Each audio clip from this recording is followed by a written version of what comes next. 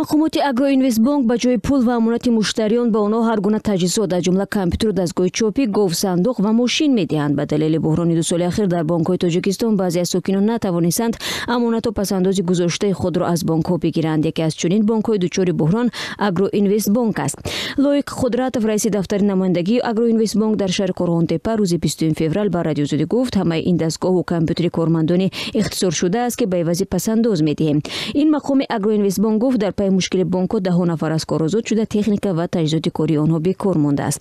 Муҳиддин Шоҳи Мардонов, як масъули Агроинвестбонк дар ноҳияи Хӯросон, пас аз ихтисори 19 кормандаш ба идораи бонк дар Қорғонтепа кӯчид ва техникаро низ бо худ овард.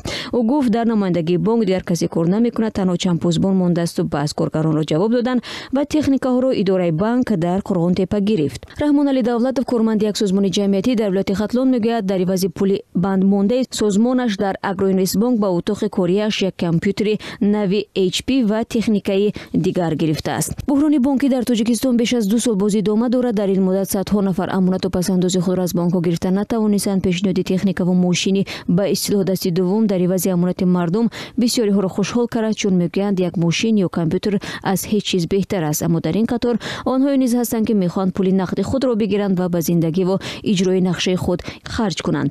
Фирӯза, омӯзгори 35 сола, аз ноҳияи Дӯстӣ ҳар моҳ 900 сомонӣ маош мегирад. Ӯ гуфт бар илова бародарони муҳоҷираш низ ҳар моҳ кӯмакпуле мефиристоданд, то як бахши зиндагиашро бипӯшонад. Аммо ман он пулҳоро дар Тоҷикистон гузошта будам, то ҷамъ шаванду сарпаноҳе бигирам. Дар маҷмӯъ 20 000 сомонӣ ҷамъ кардам, аммо 3 сол боз наметавонам ин пулро бигирам, гуфт ӯ.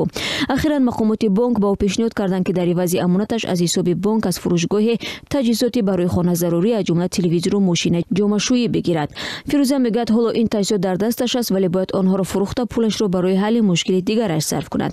Масъулон пардохти пасандози сокинонро сири бонкӣ медонанд, вале тибқи гузоришҳои расмӣ қарзи Агроинвестбонк аз муштариён 700 миллион сомонӣ ва Тоҷиксодиротбонк 904 миллион сомонӣ шумурда шудааст. Пешниҳоди мошину техника, компютеру, таҷҳизоти дигари Агроинвестбонк дар ивази пасандоз ва маоши корхонаҳо дар ҳолест, ки Эмомалӣ Раҳмон, раиси ҷумҳурии Тоҷикистон, дар ҷаласаи ҷанбасии ҳукумат рӯзи 18 январ ба раҳбарони бонкҳо зоҳиран шонси дигар дод, ки мушкилоти пардохтпазирии худро ҳаллу фазл кунанд.